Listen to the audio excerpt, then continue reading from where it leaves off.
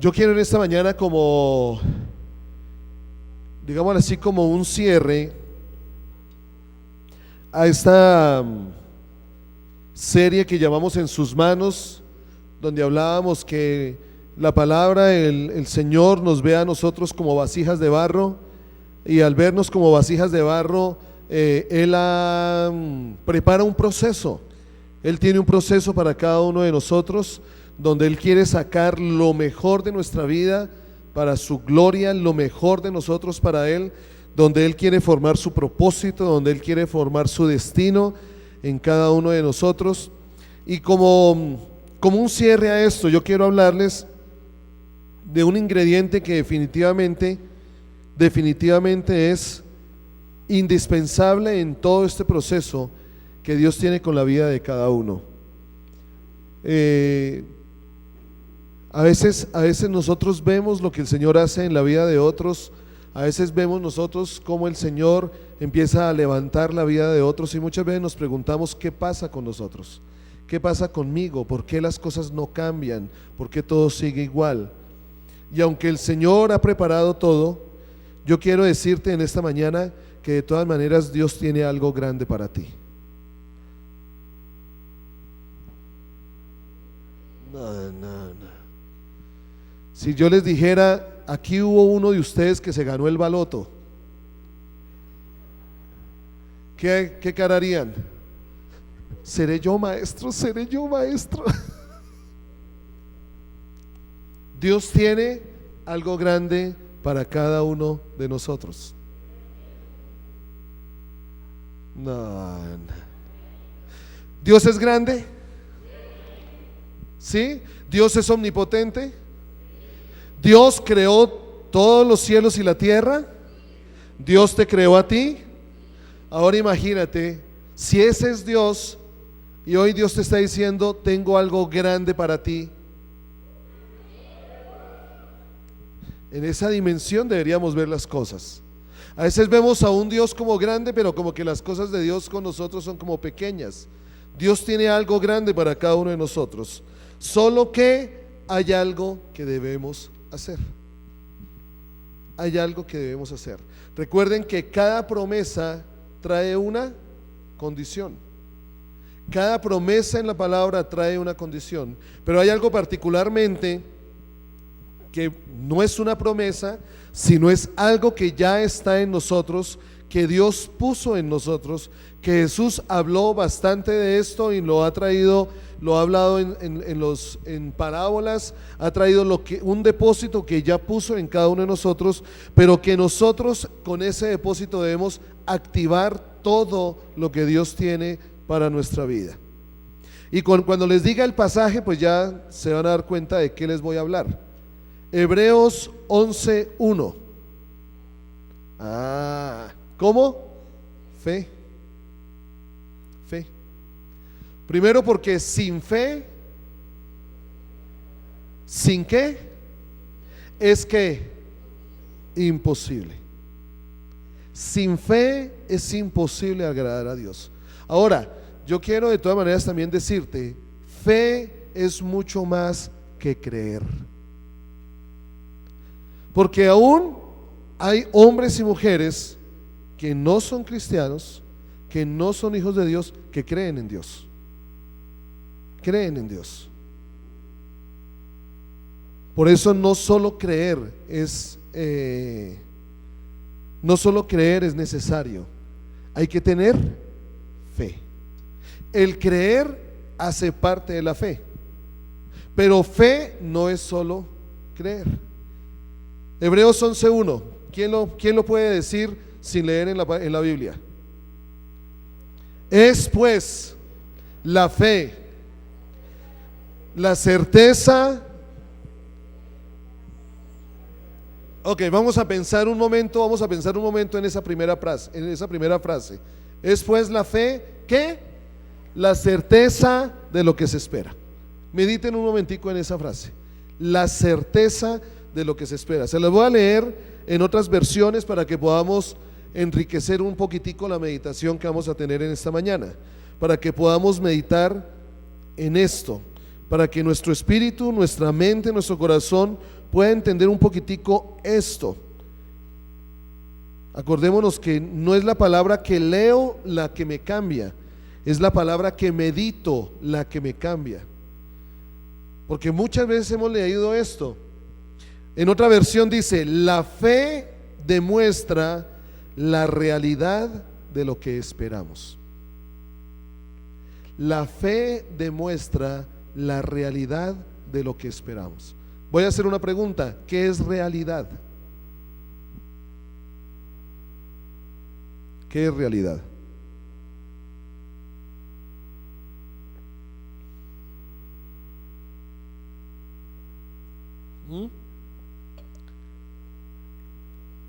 ¿Qué es realidad?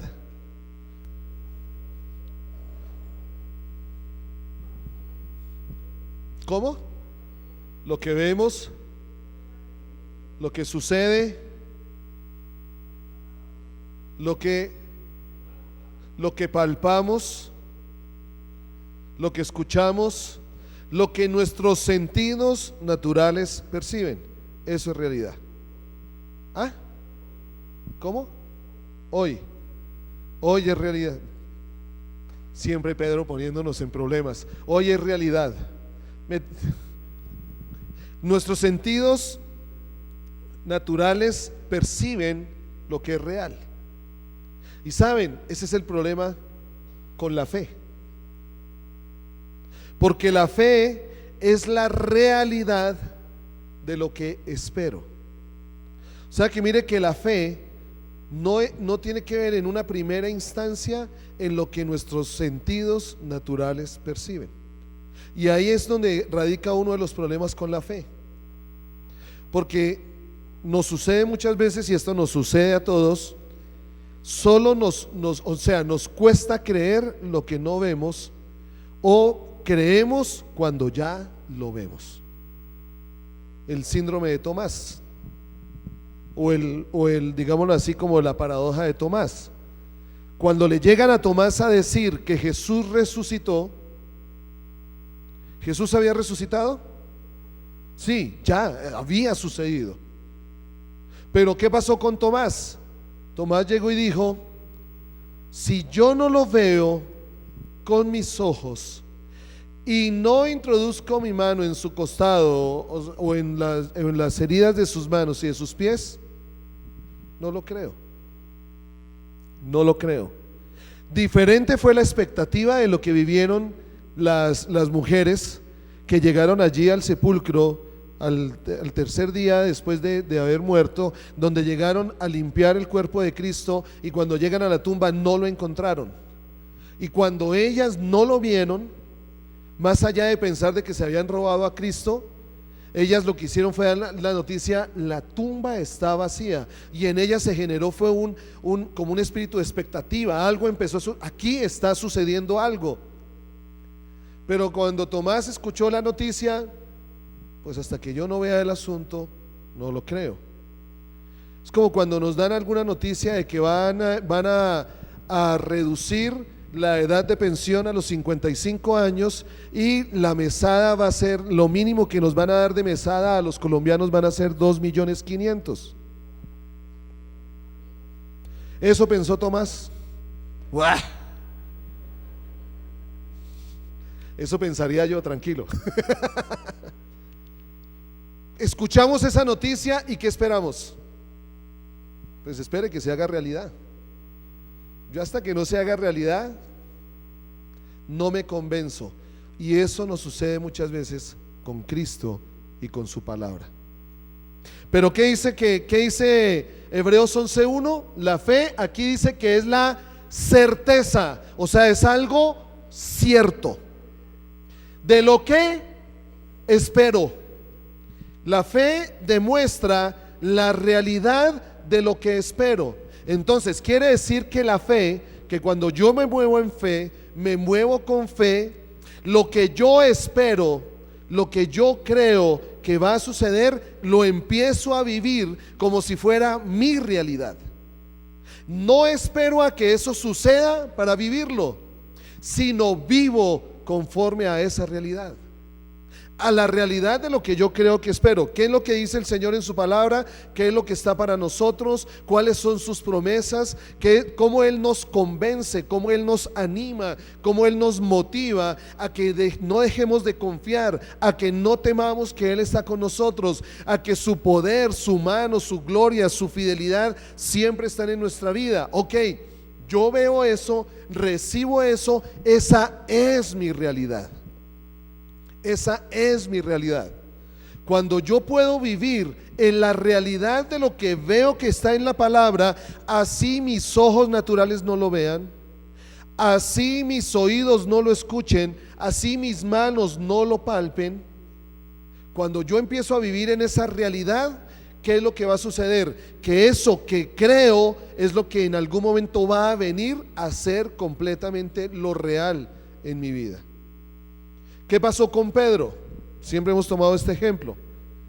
Pedro ve a Jesús caminar sobre las aguas. ¿Pedro había caminado sobre las aguas? No. ¿Se puede caminar sobre las aguas? No, seamos reales. No seamos espirituales aquí, ahí sí. ¿Se puede caminar sobre las aguas? ¿Es lógico? ¿Es natural? No. ¿Por qué no se puede caminar sobre las aguas? ¿Ah?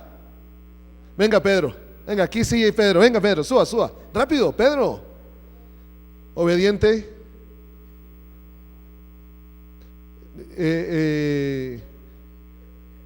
¿Por qué se ríen de Pedro? Ahorita que Pedro les dé la explicación del por qué usted... ¡Oh! Pedro, ¿por qué no se puede caminar sobre las aguas? Densidad. Explíquenos un poquitico, por favor, porque mire cuánta ignorancia hay en este lugar. La densidad del agua es menor que la densidad de los seres humanos. Entonces las moléculas se van a separar cuando nosotros paremos encima. O sea, a las fuerzas que se generan cuando estamos encima del agua hacen que se abra el agua y pues pasamos nosotros. Ese es la densidad. ¿Lo sabían? ¿Ustedes sabían? Sí, no, porque el agua es líquida. Sí, pero ¿quién dijo? Ay, vengan las moléculas. No lo sabían. No es natural. No es natural que uno pueda caminar sobre las aguas. Pero la fe de Pedro hizo que lo que no se puede hacer en lo natural hubiera sido real. Nosotros no nos movemos por lo natural, nosotros nos movemos por lo real. ¿Cuál era la realidad de Pedro en ese momento? Vio a Jesús que caminó sobre las aguas y él ¿qué hizo? Caminó. Si tú me llamas, yo voy a ti. Y Jesús lo llamó y él ¿qué? Caminó. O sea que lo natural no fue lo que lo dominó, sino lo real, lo que Cristo le había dicho. Y eso es fe, demuestra la realidad de lo que esperamos. Segunda frase, la convicción de lo que no vemos. La convicción de lo que no vemos. Aquí dice, la fe es la evidencia de las cosas que no podemos ver. La evidencia, o sea, es evidente, es comprobado, así yo no lo vea. Ese es el problema de la fe. Ese es el problema de la fe.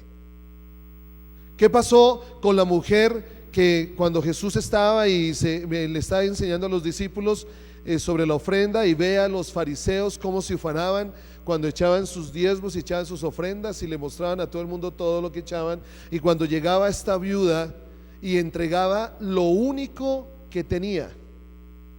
¿Cuál fue la lección que Jesús le dio a los discípulos con el ejemplo de esta mujer?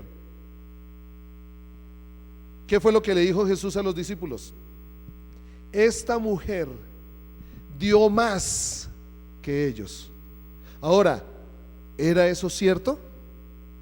No, no era lógico que solo 2 moneditas que la mujer puso en la ofrenda fuera más que lo que los fariseos se ufanaban en entregar.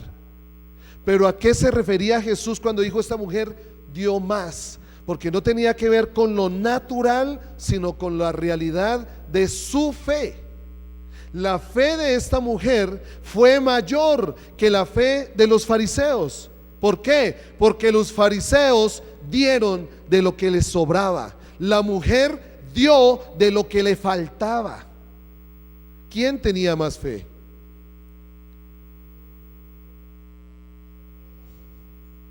A veces es muy fácil creer que cuando doy de lo que me sobra, tengo más fe. No, Señor. Cuando te falte y lo das, ahí es donde se demuestra tu fe. ¿Qué pasó con la viuda y Eliseo? Lo único que la viuda tenía, lo entregó. ¿Quién tuvo más fe? La viuda. La viuda. Ven cómo la fe, si nosotros empezamos a hablar un poquitico de esto, aunque no me quiero centrar aquí, pero cuando empezamos a hablar un poquitico de esto, miren el choque con nuestra vida natural. Y cuando hablo de nuestra vida natural, hablo de la vida que vivimos aquí en la tierra. Hablo de la vida, por eso es que choca mucho cuando el Señor nos habla de economía, choca mucho cuando el Señor nos habla del modelo de familia, choca mucho cuando el Señor nos habla de las relaciones interpersonales, porque eso no es lo natural, pero la realidad es otra. Lo natural es que si a mí alguien me hace algo, pues yo ¿qué hago? Respondo, eso es lo natural. Lo natural es que si a mí me vienen me vienen a atacar, pues yo me defiendo, yo no me dejo. Lo natural es que cuando alguien levanta una calumnia o un pleito contra mí, pues es que yo le voy a demostrar quién soy yo. Eso es lo natural. Pero ¿qué es lo real en el Señor? No, pues si te van a pegar, ponle lo otro. Si te van a calumniar, bendícelo. Acuérdate que Jesús es tu abogado. No necesitamos defendernos. Pero eso no cuadra en el mundo natural o en el ambiente natural en el que nos movemos. Por eso es que la fe, cuando nosotros podemos comprender, primero porque estamos aquí por fe. O sea, tú y yo estamos aquí por fe. Tú y yo le oramos al Señor por fe. Leemos la palabra por fe. Pero miren que la fe se nos quedó solo en un ámbito espiritual o lo hemos dejado para el ámbito de las cosas espirituales. Yo no leo la palabra de Dios si no creyera en Dios. Yo no le oraría a un Dios si no creyera que hay un Dios que me escucha. Yo no buscaría a un Dios si no creyera que Dios es real. Pero solo la fe la hemos dejado en ese ámbito espiritual, en las cosas espirituales. Por eso se presentan las dualidades de vida, o se presentan esa dicotomía en que es una vida la que yo vivo dentro de la iglesia o en un ámbito espiritual, y otra es la clase de vida que yo vivo en lo natural. Solo llevo la fe a un ámbito espiritual, pero lo dejo al lado de un ámbito natural. Cuando realmente la fe se comprueba es en el ámbito natural. En el ámbito natural. Cuando traigo yo las cosas espirituales a la tierra, la realidad del cielo a la tierra. Haz tu voluntad en la tierra como es en el cielo. ¿Conocemos el cielo? ¿Sabemos cómo es el asunto en el cielo? ¿No?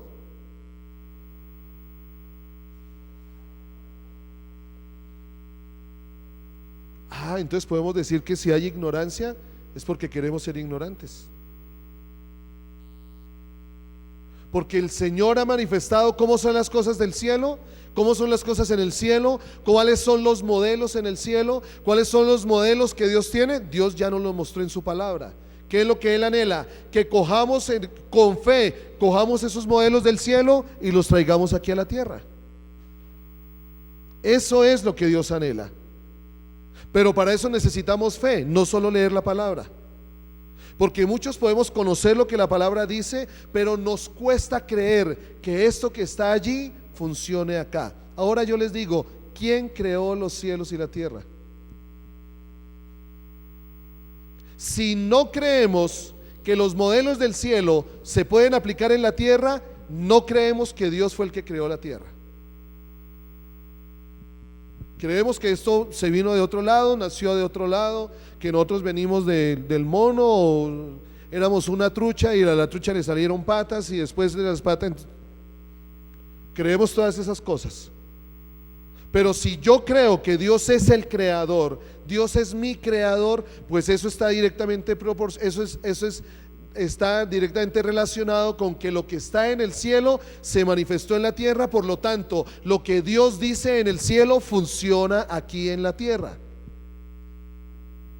Funciona aquí en la tierra. Pero para eso necesito ¿qué? Fe. La realidad de lo que no veo es la certeza de lo que no veo es la realidad de lo que espero.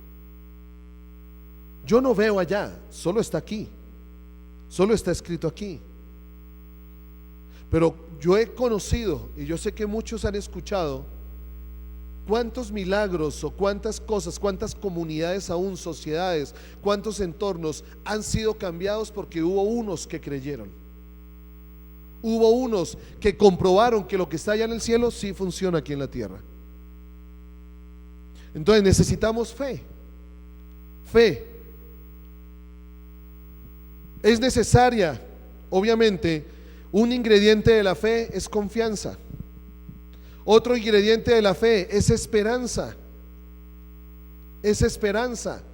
Que las cosas que yo veo en lo natural no son las que Dios tiene no son las que Dios tiene preparadas para mí en el ámbito real o en el ámbito espiritual. ¿Cuántos de nosotros sufrimos o cuántos de nosotros vemos que pronto hay unas circunstancias en nuestra vida que no son? A veces creemos que es que Dios las permitió, sea una circunstancia económica, sea un problema familiar, sea un problema físico, sea porque no tenemos se nos está yendo la salud, sea cualquier cosa. Yo quiero decirte, eso no es lo que Dios tiene preparado para ti. Eso no es lo que Dios quiere que tú vivas. Solo que si estoy viviendo una circunstancia de esas, la pregunta que debo hacerme es: ¿estoy viviendo bajo el modelo que Dios me está enseñando? ¿Estoy viviendo bajo el modelo que Dios me ha enseñado? Si Dios me dice que el modelo de familia es este y mi familia no está bien o no está funcionando o el asunto está complicado, ¿cuál es el modelo del cielo? Si vivo escasez en la tierra, si la provisión está escasa, debo preguntarme: ¿estoy viviendo bajo el modelo del cielo, bajo el modelo de Dios aquí en la tierra? Es lo que deberíamos preguntarnos. Por eso las circunstancias, por eso las situaciones, por eso los problemas son oportunidades para poder traer la realidad del cielo a la tierra. Para poder traer la realidad del cielo a la tierra. Para poder entender que mi vida en manos de Dios sí está segura. Mi vida en las manos de Dios sí puedo vivir confiado. Mi vida en las manos de Dios es perfecta y Él va a cumplir lo que dijo en mí, lo va a hacer. Porque Él dijo que lo que Él comenzó con Henry lo va a completar. Entonces todo aquello que yo todavía no veo, todo aquello que yo todavía no encuentro, pues lo voy a esperar porque Dios dijo que lo iba a completar. Y como yo creo que Él lo va a completar, confío, entonces vivo cada día conforme a eso que Dios me dijo que iba a suceder. Y allí es donde empiezo a ver una realidad diferente en la vida que llevo o que estoy viviendo. Y esperanza. Debo tener esperanza en quien lo dijo, esperanza en quien lo prometió, esperanza en aquel que lo habló. Hay un pasaje más adelante allí en este capítulo 11 que lo hemos leído también varias veces, que hubo hombres y mujeres que vivieron en la tierra saludando la promesa que Dios les dio, creyendo la promesa que Dios les dio, y aunque no la recibieron, aquí vivieron como si lo hubieran recibido. Uno podría decir, pero frustrante. No, ese es el tipo de vida que Dios nos llama a vivir. Ese es el tipo de vida. Por eso es que aprendemos a esperar cuando hay esperanza, aprendemos a esperar aunque nos desagrade. No hay nadie que con mucha hambre, dice esta frase, tenga la paciencia de aguardar turno para comprar comida. Nos desagrada hacer fila en cualquier lugar, en el banco, en un restaurante, donde sea, nos desesperamos con facilidad. Y si nosotros miramos un ingrediente de esta sociedad, es la desesperación. Queremos que las cosas sean ya. Todo tiene que ser express. Si no me lo solucionan, por eso es que caemos en tantos errores, porque como no esperamos, entonces al no esperar nos metemos a veces en unos problemas tan grandes por no haber hecho un alto en el camino, haber escuchado, haber entendido que Dios quería hacer algo diferente. Entonces, ¿cuántas veces nos involucramos, hacemos sociedades que no debimos haber hecho, sacamos préstamos que no debimos haber sacado, nos metemos en un trabajo donde de pronto no era la puerta que Dios había abierto para mi vida, me casé con la persona incorrecta porque me desesperé? Y cuántas familias, y miren que la situación es muy triste, ¿no? Uno ve a los jóvenes desesperados por casarse, por no esperar la persona correcta, se casan, entre comillas voy a poner la palabra, pero se casan con cualquiera, y después cuando los problemas están en matrimonio, cuando ya están casados y vinieron los problemas, nos preguntamos, ¿y por qué Dios lo permitió? Como una vez le escuché una historia al pastor Edgardo, que una jovencita le dijo a él, ¿no? Le dijo a él, ay pastor, es que yo quiero comentarle que es que tengo una relación con una persona que no cree en Dios, pero es tan linda, es tan especial, no cree en Dios, pero ay, es tan buena persona. Y le dijo, pastor Edgardo, yo me voy al infierno. Y le dijo al pastor Edgardo, ¿cómo se le ocurre? Yo tampoco. O sea, ya, tú eres salva, el infierno lo vas a vivir aquí en la tierra. Porque no esperamos, porque nos desesperamos. Entonces, como no esperamos, pues obviamente ¿qué sucede? El fruto de las circunstancias por desesperación no son las que Dios tenía para nosotros y nos frustra, y cuando nos frustra entonces creemos que fue Dios, que Dios no quiere lo mejor para nuestra vida, que Dios no anhela lo mejor para nuestra vida, y se genera una fe herida. Por eso la desesperación no nos permite esperar y recibir. Y hay 4 razones, quiero compartirles hoy rápidamente, 4 razones por las que dejamos de esperar, 4 razones que nos alejan del proceso de recibir lo que Dios tiene preparado para nosotros. Hay 4 razones. La primera, cuestión de tiempo. Nosotros somos los primeros que vemos correr el reloj más rápido que lo que Dios lo está haciendo correr. Dios es un Dios eterno. Dios no es un Dios cronológico. A Dios no le importa o para Dios no es problema el tiempo en nosotros. Para Dios no es problema si Él te dio una promesa de que ibas a tener un hijo y llegaste a la tercera edad. Si Dios te lo dijo, te lo va a dar. Pregúntenle a Sara. ¿Fue problema que ella fuera estéril? ¿Fue problema que tuviera 90 y pico de años? Ahora, lo que sí tengo que asegurarme es que Dios fue el que me lo dijo. Porque si estoy en la desesperación de tener un hijo y Dios no me dijo que tuviera un hijo, entonces, ¿qué es lo que va a suceder? Lo que tengo que tener claro es que Dios es el que me lo haya dicho. Y si Dios me lo dijo, yo una vez se lo dije al Señor, si Dios no tenía para nosotros hijos, yo estaba buscando al Señor que me lo dijera. Y si Dios me decía que no iba a haber hijos para nosotros por las circunstancias que habíamos vivido de salud con Carolina, entonces sencillamente iba a entender que su propósito y que en su destino tenía preparado para Henry y Carolina no tener hijos. Lo iba a recibir, iba a estar tranquilo, iba a tener paz porque venía de Dios.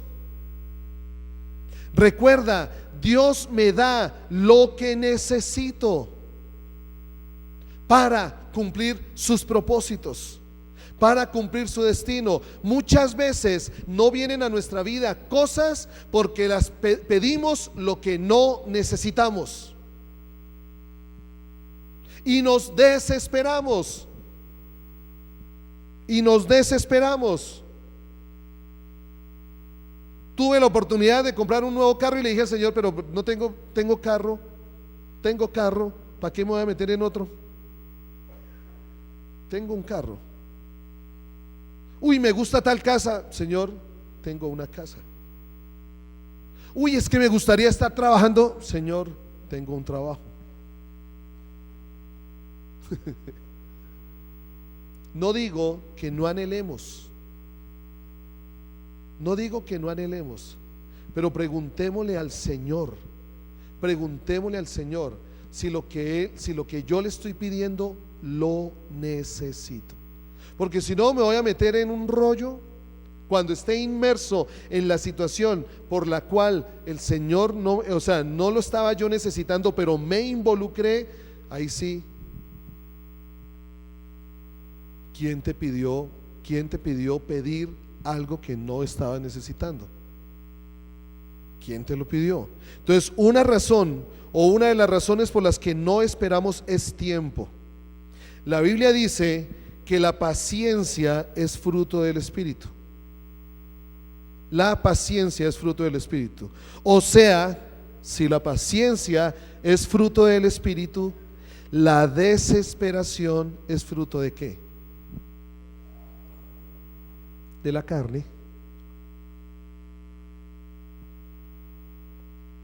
Si la paciencia es fruto de aquel que viene del cielo, la desesperación es fruto ¿de qué? De aquello que viene del mundo. Si te estás desesperando por algo, pregúntate de dónde viene. No te preguntes por qué no ha venido. Si en algo estás desesperado o desesperada, yo me acuerdo cuando ya estaba cumpliendo 26 años y muchos me empezaron a decir, venga, Henry, ¿no se va a casar? Y yo, ¿y qué afán?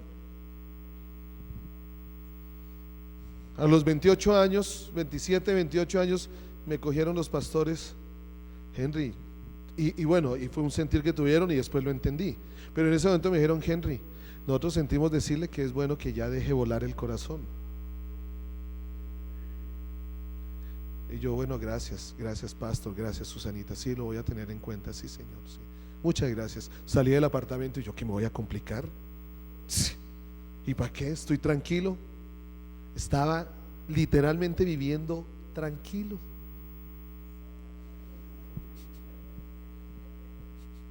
El que lo entendió, lo entendió. Ahora vivo más tranquilo. Si no, ya el chisme. Carolina, no, en ese momento estaba tranquilo. Si yo busco suplir las necesidades de mi vida desde mi propia insatisfacción o desde mi propia desesperación, con cualquier cosa la lleno. Pero si yo espero y creo que Dios es el que satisface mis necesidades y Él es el que ve lo que yo necesito, Él no me da cualquier cosa. Él me da todo aquello que a mí va a traer plenitud. Y una oración que yo le hice al Señor, y una vez se lo compartí a los jóvenes y los motivo a eso. Yo le dije, Señor, yo creo en un principio. Tú dijiste que antes de que a Adán le dieras a Eva, tú lo dormiste. ¿Y qué es una persona dormida? Una persona que no siente, su corazón está tranquilo, una persona dormida. Y yo le dije eso al Señor, yo quiero estar dormido. Si tú no tienes esposa para mí, listo. Si la tienes, listo, pero quiero estar dormido. Que tuvo que despertarme con una cachetada fue diferente, pero estaba dormido. ¿Qué me aseguró estar dormido? ¿O qué me aseguró pedirle al Señor de que me durmiera? Pues estaba tranquilo, no estaba desesperado, no estaba lleno de afán. Se burlaron mis hermanos, 29 años y solterón, cuando llegó Carolina. Y cuando llegó Carolina no fue por la desesperación de los 29, no. Cuando llegó Carolina fue poder ver qué era lo que Dios tenía para mí. Y por eso las decisiones que se fueron dando de ahí en adelante. Si Dios te tiene a ti esposa o esposo, Dios lo va a hacer. Y si quiere y si tiene para ti preparado que te vas a casar a los 50, a los 60, Dios lo va a hacer. Quiere decir que tú solo vas a necesitar esposa a los 50, antes no la necesitas. Entonces no te compliques. Y esto en muchas áreas, ¿no? Esto no es cuestión de tiempo, pero la cuestión de tiempo sí nos roba a nosotros recibir lo que viene de Dios. Recibir lo que viene de Dios. Segunda de Pedro 3:9 dice, y aquí es donde debemos tener fe. Segunda de Pedro 3:9. ¿Lo tienen allí listo? Dice, el Señor no, ¿qué? Saquen la Biblia, no sean perezosos. O prendan el celular. El Señor no, ¿qué? No, ¿qué? No, ¿qué? No retarda. Si el bus sale a las 5, pues va a salir a las 5, por más que presione al conductor de que usted va a llegar tarde, que salga 15 minutos antes. No, va a salir a las 5. Si el Señor le dijo que la promesa iba a venir, la promesa va a venir, y va a venir en su momento justo, en su momento preciso. Hay dos cosas que debemos entender de la voluntad de Dios. Primero, que Dios lo diga, que yo debo tener claro que Dios lo está diciendo. Yo debo tener claro que es Dios el que lo está hablando. Por eso es que no son las cosas, las mejores cosas a nuestros ojos las que son de mayor bendición, sino las cosas que vienen del cielo. Yo les había compartido que yo tuve la oportunidad de ahorita estar de planta en una universidad, y ahorita estaría ya tranquilo, todos mis problemas económicos solucionados, casado y solucionado todo,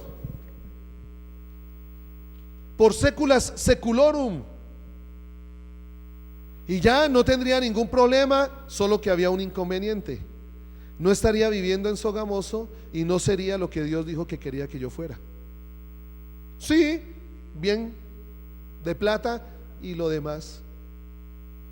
Entonces ese es el problema cuando nosotros comemos del árbol del bien y del mal, porque muchas veces lo bueno para nosotros, lo que es bueno para nosotros, pues no es bueno para Dios, y a veces lo malo para nosotros puede ser el camino del Señor. Porque ¿qué hay de bueno que yo rechace un trabajo donde en esa época iba a estar ganándome, que estoy hablando del 2001, me iba a estar ganando 5 millones de pesos en el 2001? ¿Cuánto representaría eso en el 2017? ¿10? ¿12 millones? No me gano ni la cuarta parte. No me gano ni la cuarta parte. Uy, pero Henry, usted sí perdió esa oportunidad. No, ahora me siento pleno. Ahora me siento pleno. ¿Hay más problemas? Sí. Pero como ha habido más problemas, también he visto más la mano del Señor. Sí, han habido más dificultades, sí, pero he podido ver a Dios supliendo mis dificultades. Podría tenerlo todo y no ver a Dios. Podría estar aquí satisfecho. ¿No le pasó a Zaqueo? Zaqueo era un cobrador de impuestos y le quitaba por tajada a cada uno, y tenía todo allí y le abundaba, pero había algo en su corazón, había un vacío en su corazón, algo que no lo dejó tranquilo, algo que no lo llenaba, que todo lo que tenía no lo llenaba. Por eso cuando escuchó que Jesús iba de camino, él fue el que se subió al árbol y buscó que Jesús fuera a su casa. ¿Y cuál fue el resultado de que Jesús viniera a la casa de Zaqueo? Que Zaqueo reconoció en su corazón que había hecho mal las riquezas y restituyó a aquellos que les había robado, y se sintió pleno. No era esto lo que lo llenó, fue Él el que lo llenó. Cuando buscamos la vida natural, buscamos que esto nos llene. Pero buscando que esto nos llene, perdemos a aquel que lo llena. Pero si buscamos la realidad de la vida que Dios ha llamado para mí, lo busco a Él, Él me llena, así esto sea migajas. Por eso Jesús lo decía, no se preocupen. Pero ¿cuántas personas buscan lo de aquí y se alejan de allá? Y aún el peligro de que por estar buscando esto perdieron el momento, la oportunidad. No pierden al Señor, no perdemos al Señor, pero sí perdemos la oportunidad de tener una vida plena aquí en la tierra. Plenitud. Entonces el tiempo es un enemigo de la fe. El Señor no retarda su promesa, según algunos la tienen por tardanza, sino que es paciente para con nosotros, no queriendo que ninguno perezca, sino que todos procedan al arrepentimiento. Él no retarda. Si Él lo dijo, lo va a hacer. ¿Y yo qué hago? Espero pacientemente el momento en el que Él lo haga. Mientras tanto, pacientemente vivo día a día como si ya lo hubiera recibido. Y vas a ver los milagros, y vas a ver el poder del Señor, y vas a ver la mano de Dios, y vas a ver la realidad de Dios. Yo les comentaba, ahorita estaría ganándome 12 millones de pesos, de lo cual no me gano ahora ni la cuarta parte. Y he visto cuando con Carolina tuvimos hace como 3 años una situación muy difícil nosotros, y hacíamos el presupuesto,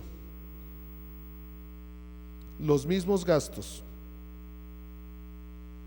el mismo ingreso, y había una diferencia. Estos eran los gastos y estos eran los ingresos, y había una diferencia. Y no estoy hablando de que gastábamos por gastar, no, tratando de ser mayordomos, pero eran más los gastos que los ingresos. Y hubo meses en que nos sentamos con Carolina, chan, nena, ¿y se pagó todo? Sí. Ven, ¿y cuánto entró? Lo mismo. Y entonces, ¿ya pagamos esto? Sí. Esto, sí. Esto, ¿cómo así? No entiendo que si lo más natural es que si quedaban ingresos menores a gastos, pues ¿qué es lo que se genera? Deuda. Y el mes terminaba a ras, todo al día, y solo se me pudo venir una imagen, como cuando tú tienes un billete tienes varios billetes de 1,000 en la billetera y vas sacando uno por uno y vas pagando y esperas que en algún momento, ¿qué? Pues el billete se acabe, pero seguía saliendo. ¿Acaso Dios no dijo que Él puede hacer brotar fuentes de aguas del sequedal? Dígame si eso no aviva la fe cuando veo que Dios obra. Dios no retarda sus promesas, nuestra duda y desesperación sí. Hay gente que se muere y no recibe lo prometido porque nuestra conducta muchas veces limita la capacidad de recibir. Dios nos va a dar y nos lo va a dar en su tiempo. Yo no puedo apresurar que Dios me dé a mí la promesa, pero sí en algún momento puedo que el tiempo se pase, que el tiempo se retarde. Hay un versículo que dice, lo habla frente al amor, pero lo podemos hablar frente a muchas cosas. Está en Cantares, donde en el capítulo 8, no me acuerdo el versículo, dice: no despertéis ni hagáis velar al amor hasta que Él venga. ¿Qué quiere decir? No lo afanemos, pero tampoco lo dejemos pasar, porque puede ser que por estar tan inmersos en este ambiente tan natural, veamos que las promesas de Dios en algún momento o se cumplieron y no lo vimos, o no preparamos el terreno y el ambiente para que la promesa se cumpliera y el tiempo se pasó. Y sería frustrante en algún momento ver que el tiempo se pasó por nuestra impaciencia.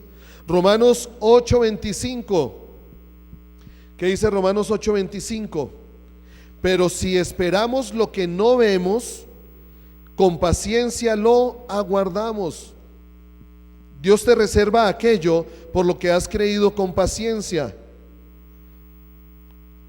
Yo me acuerdo, mi papá tuvo un catálogo de una camioneta, tengo memoria, eso fue en el Celco, yo estaría como en tercero primaria, como en el 92. Sí, hagan cuentas, hagan cuentas. No, eso fue como en el 78, 77.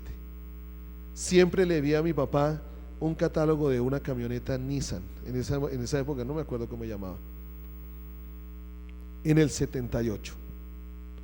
Y él tenía ahí su catálogo y siempre veía su catálogo y anhelaba su camioneta.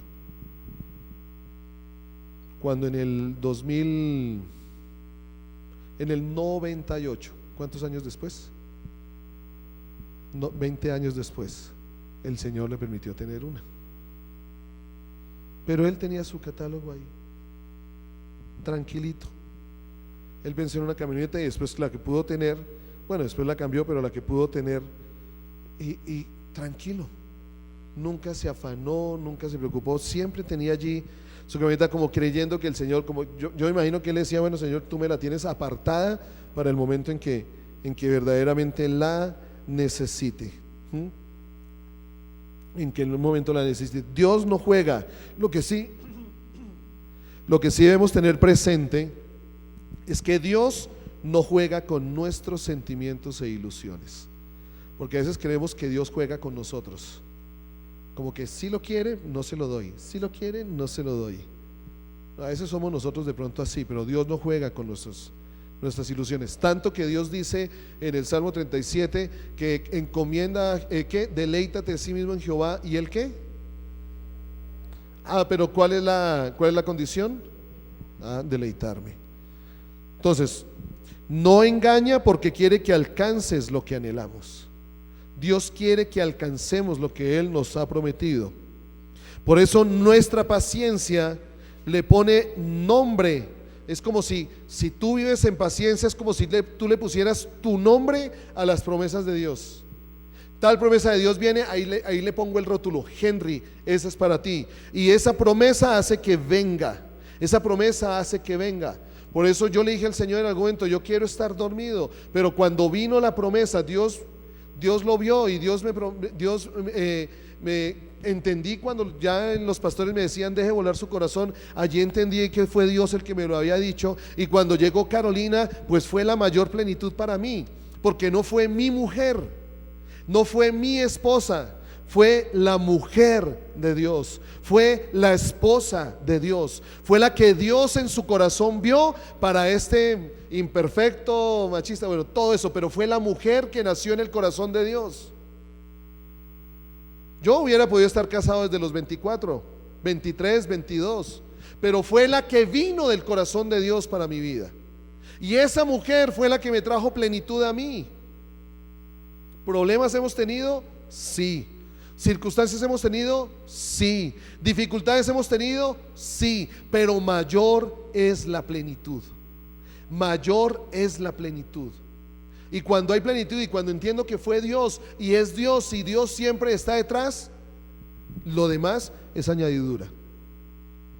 Y hay que no diga lo contrario, porque aquí tengo a mi suegra. Yo tengo que hablar bien de mi esposa. No puedo hablar lo mismo de mi suegra, pero bueno, mi esposa es la plenitud de Dios para mi vida. No, mentiras. Entonces, el tiempo es un enemigo. Esperar lo invisible es otra razón por la cual la desesperación viene. Acordémonos que ser barro toma tiempo, estar en la rueda toma tiempo, el barro bañado en la sal toma tiempo. Romanos 8:24 dice: porque en esperanza fuimos salvos, pero la esperanza que se ve no es. La esperanza que se ve, ¿qué? No es esperanza. Porque lo que alguno ve, ¿para qué esperarlo? A veces creemos que tenemos esperanza, pero si tú esperas en lo que ves, entonces no lo estás esperando. No es esperanza. Las cosas invisibles son un reto. Y la segunda razón por la cual dejamos de esperar. Todo lo que anhelamos es una provocación de Dios y una oportunidad para nosotros. Esposo, familia, trabajo, casa, carro, llamado, destino, propósito. Son una promesa. En Hebreos 11:27 dice: por la fe dejó a Egipto, no temiendo la ira del rey. Dice aquí el pasaje, creo que está hablando de Moisés. Por la fe dejó a Egipto, no temiendo ¿qué? La ira del rey, porque se sostuvo ¿cómo? Como viendo al invisible. Ver lo invisible nos sostiene. Moisés dejó lo que veía y se sostuvo con lo que no veía. No ver las cosas desmotiva cuando debería ser lo contrario. Lo que no vemos y deseamos ver tiene que ser un motivo para seguir luchando. Tiene que ser un motivo para seguir luchando.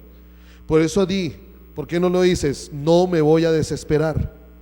Dilo, no me voy a desesperar. No me voy a desesperar. No me voy a desesperar. No. Tercero, desinterés y falta de enfoque. La primera, el tiempo, porque creemos que el tiempo puede estar pasando y no sucede nada. Lo segundo, esperar lo invisible, porque como no lo vemos, pues nos genera inseguridad y buscamos estar más seguros de lo que vemos. Tercero, desinterés y falta de enfoque. Este es el tercer motivo que nos lleva a vivir desesperados. Muchas veces sabemos lo que Dios quiere para nuestra vida, pero ya no nos motiva. ¿Saben que eso sí es muy triste? He visto muchos ejemplos de Dios diciéndole a las personas qué es lo que Él tiene para ellas. Dios diciéndole a las personas cuál es el propósito que Dios tiene para ellas, pero ya perdieron el interés. Perdieron el interés en eso. Y esto es peligroso.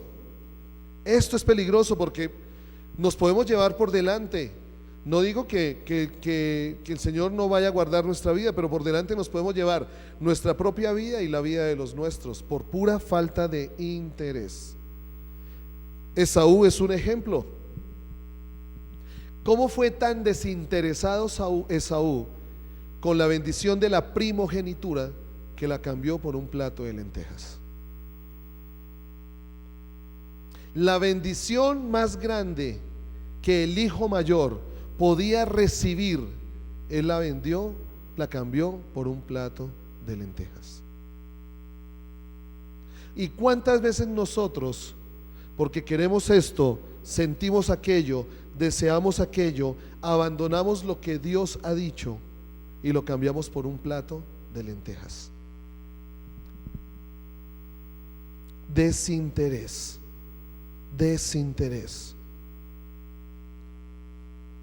Por eso, si no estamos seguros de lo que deseamos y perdemos la paciencia para esperar las promesas, si no estamos seguros de lo que deseamos y perdemos la paciencia para esperar las promesas, cualquier cosa que venga estará bien. Y Dios podía tener la mesa servida, pero nos conformamos con las migajas que caen al piso. ¿Y cuánta gente se conforma con comer migajas en vez de estar sentado en la mesa del rey? Por eso veremos que tenemos el trabajo que nunca quisimos, viviendo una vida que no era la que soñábamos, estando con una persona que no era la que esperábamos, o pasando los días que no eran los que deseábamos vivir. Y no quiere decir que Dios de pronto no haya estado allí, pero si perdimos el interés o nos desenfocamos, pues esto trae desesperanza. Si hay desinterés, volvemos. Yo sé que muchas veces nos cuesta. Yo sé que muchas veces lo que Dios dice, la palabra sacrificio, la palabra precio, la palabra humillación, la palabra entrega, nos cuesta. Pero es que es la única manera. Mire, aprendí una imagen, yo nunca lo había visto de esta manera y se los voy a compartir. La persona que estuvo compartiendo con nosotros allí en el avance, un hombre noruego, nos habló de la enseñanza del cayado en Moisés. Cuando Moisés se encuentra con el Señor allí en el desierto, Moisés tenía un cayado. Y lo primero que el Señor le dice a Moisés es: suéltalo. Esa había sido su seguridad. Esa había sido su seguridad por 40 años.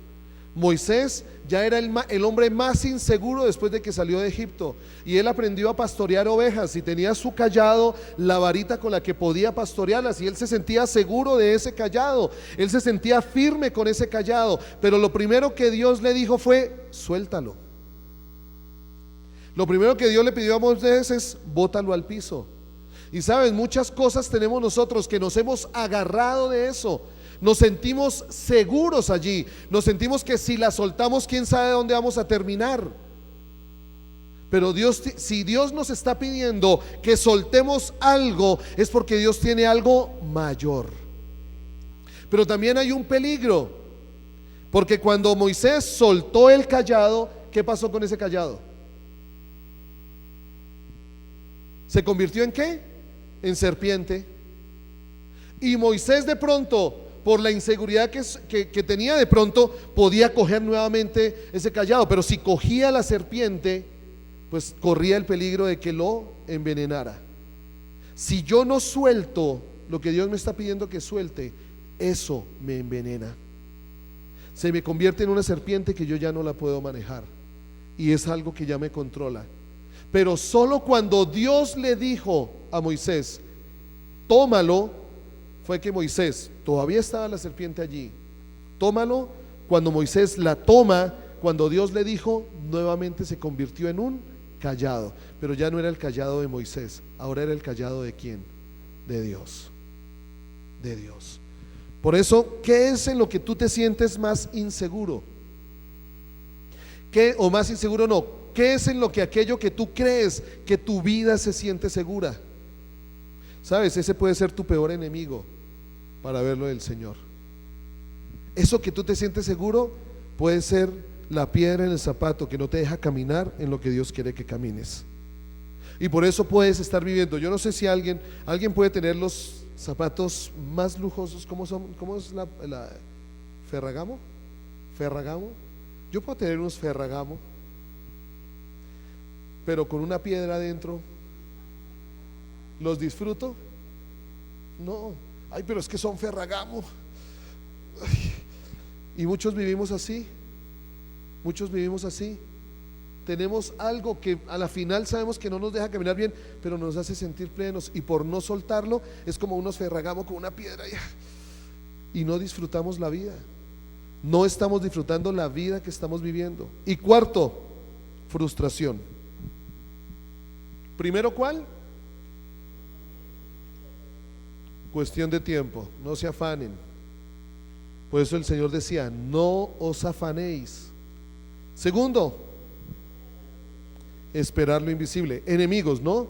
Aquello que nos desespera. Tercero, el desinterés y la falta de enfoque. Y cuarto, la frustración. Dejamos de esperar por decepción. Intentamos muchas veces lo que anhelamos y no vemos avance. Debemos insistir. Por eso lo que decíamos: ora. Si hay algo que el Señor te lo dijo, ora y persiste hasta que el Señor a mí me prometió que yo y mi casa le serviríamos a Él, y hasta que yo vea a mis generaciones sirviéndole a Él, voy a persistir. Vale la pena persistir en lo que Dios dijo, porque cuando yo persisto en lo que Dios dijo, lo voy a ver. Pero muchas veces persistimos e insistimos en lo que Dios no nos ha dicho. Entonces es como si quisiéramos, ¿para dónde cojo? Venga, pongo a alguien. Venga, Nelsito.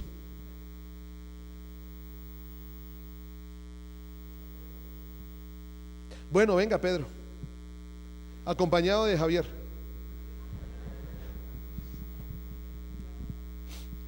Sí.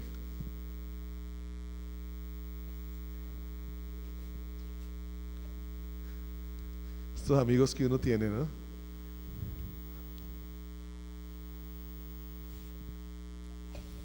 Con algunos el Señor está formando mi paciencia. No, mentiras. Separaditos. Ah, prepárense. Más allá, Nelsito. Digamos así que son puertas. Y yo quiero que esta puerta sea la que se abra. Yo quiero que esta puerta sea la que se abra. Pero el Señor tiene es esta.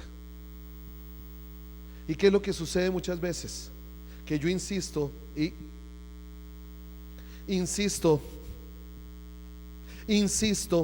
y me paso la vida golpeando algo que nunca se va a abrir. Y eso trae frustración. Pero ¿por qué, Señor, no la abres? ¿Pero por qué, el Señor, no me la das? Y el Señor, haciéndote así en el hombro: pregúntame si es la que yo quiero. Pregúntame. Veo esta insignificante, veo esta que de pronto es más llamativa, es más simpática, más fornida.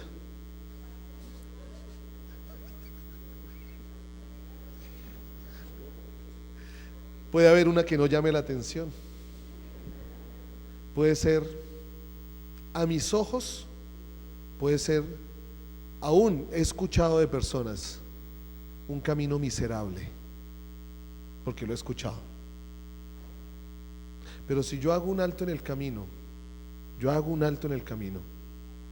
y puedo pedirle al Señor: Señor, muéstrame cuál puerta es la que tú quieres que yo golpee, y el Señor me lleva. Cuando yo tome esta puerta, ¿qué va a pasar? Se va a abrir.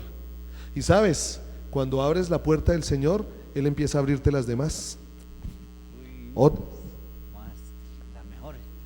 Lo más llamativo a mis ojos puede quedar allí, pero puedo perder la plenitud por seguir insistiendo en que algo se abra y no se va a abrir. Muchas veces la frustración no es porque Dios no haya cumplido su palabra. Muchas veces no, la frustración no es porque Dios no haya cumplido su palabra. La frustración es porque yo no he querido escuchar lo que Dios quiere decirme. Ahí está la frustración. Gracias. Gracias.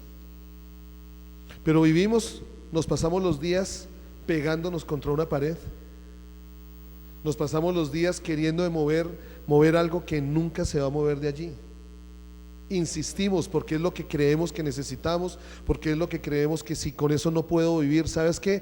Tú sin nada puedes vivir si Dios está contigo. Puedes tenerlo todo y no vivir si Dios no está contigo. Porque a veces creemos que necesitamos ciertas cosas para vivir. Te reto. ¿Quiénes hoy oraron? ¿Quiénes hoy oraron para decirle al Señor: toma el control? ¿Quién? Con sinceridad, tranquilo. Si alguien no lo hizo, no hay problema. No se sientan mal si no levantan su mano. Igual el Señor no los va a bendecir, pero no se sientan mal. No, mentiras.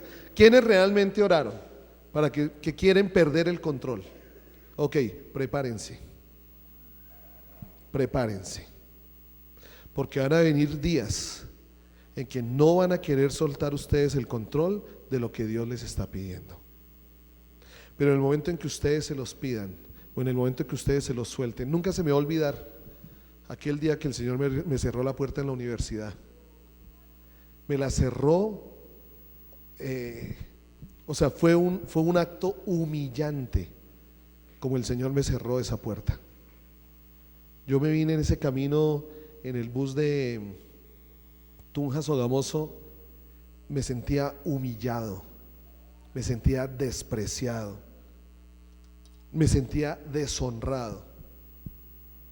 Cuando el Señor me llevó un día a recordar, y el Señor, fue como si yo escuchara al Señor en el bus y ¿te acuerdas que tú me dijiste que querías que yo hiciera mi voluntad? Ahí fue como que perdóname, Señor, tienes toda la razón. Yo un día te dije que tomaras el control. Ok, entonces deja de quejarte. Yo soy el que tengo el control. Cierra tus ojos.